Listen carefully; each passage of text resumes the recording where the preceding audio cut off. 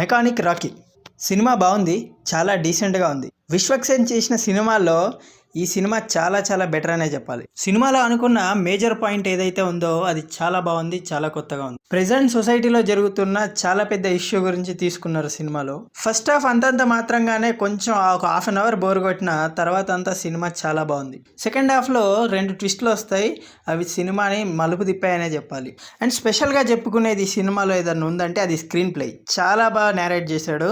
Screen మీద చూస్తున్నప్పుడు చాలా ప్రతి ఒక్క పాయింట్ నోట్ చేశాడు డైరెక్టర్.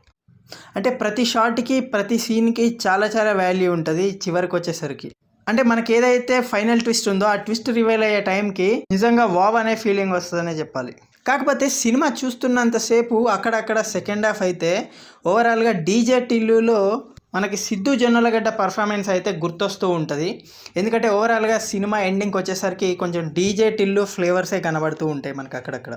కోర్స్ చాలా సినిమాల రిఫరెన్స్లు కనబడవచ్చు, కానీ అవి ఓవరాల్గా కథనైతే స్పాయిల్ చేయలేదు. నాకెందుకో చాలా డీసెంట్ అనిపించింది. ఫస్ట్ హాఫ్లో ఒక అరగంట ఓపిక పడితే దాని తర్వాత సినిమా అంతా బాగుంటుంది. డీసెంట్ పర్ఫార్మెన్స్ చేశారు శ్రద్ధా శ్రీనాథ్, మీనాక్షి చౌదరి. సినిమాలో ఏదైనా మైనస్ ఉందా అంటే అది పాటలు మనకు అస్సలు గుర్తుండవు, అసలు ఎక్కువ. సినిమాలో బాగున్న పాయింట్ ఏదైనా ఉందంటే అది ఇప్పుడు ప్రెజెంట్ సొసైటీలో జరిగే ఒక బర్నింగ్ టాపిక్ తీసుకున్నారు. దాన్ని చాలా హిలేరియస్ వేలో, థ్రిల్లర్ వేలో నడిపారు సినిమాని. కాకపోతే ఫస్ట్ హాఫ్లో కూడా కొన్ని జాగ్రత్తలు తీసుకుని ఉంటే సినిమా ఇంకా అద్భుతంగా ఉండేది. సో ఫస్ట్ హాఫ్లో కొన్ని బోరింగ్ సీన్స్ ఉన్నాయి, అక్కడ ఏంట్రా బాబు అనిపిస్తుంది. కానీ కొంచెం ఓపిక పడితే తర్వాత నుంచి ఎంగేజ్ చేశాడు డైరెక్టర్ సినిమాని. నేనైతే చాలా వరకు గెస్ట్ చేశాను సినిమాని. నేను గెస్ట్ చేసినట్టే ఉంది.